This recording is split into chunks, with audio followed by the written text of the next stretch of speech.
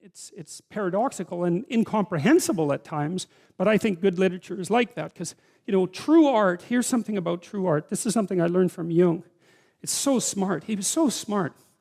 So imagine that you inhabit the land that you know, conceptually and practically, and then imagine outside of that there's that massive space of things that you don't know, and even outside of that there's the space of things that no one knows, right? So it's the known territory surrounded by the unknown. That's the canonical archetypal landscape, and the unknown manifests itself to you, and that's where new knowledge comes from. But the question is, how is that knowledge generated? And it doesn't just leap from completely unknown to completely articulated in one move.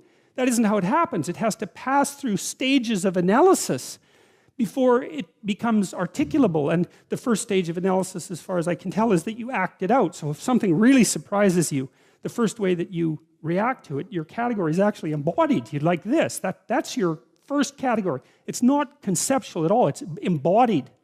And then maybe you start to, like, you're at home at night and something startles you and you freeze, and then it's dark, and then your imagination populates the darkness with whatever might be making the noise. And that's the sequence. It's like embodied response, imaginative representation, exploration, articulation. That's how information moves from the unknown to the known. And artists are the people who stand on that imagistic frontier, and they put themselves out into the unknown, and they take a piece of it and they transform it into some mythological image. And they don't know what they're doing exactly, because they're guided by their intuition if they're real artists. Otherwise they're just propagandists.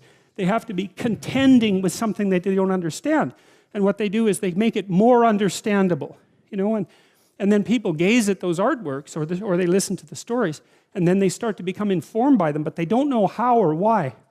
I was at the Modern Art Museum of Art in New York. I'm afraid I don't remember which one, unfortunately, but I was in this amazing room. It had all these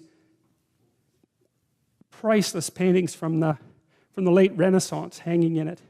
Each painting worth, who knows, $1 billion maybe. They're priceless paintings. So the room it's a shrine, and it was full of people from all over the world who were looking at these paintings. You think, well, what the hell are these people doing coming to this room looking at these paintings? Like, what are they up to? One of them was a painting of the Assumption of Mary, right?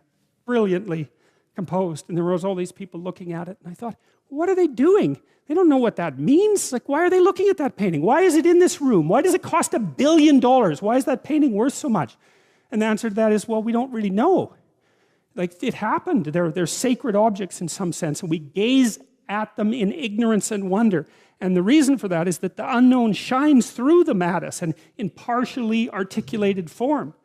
And so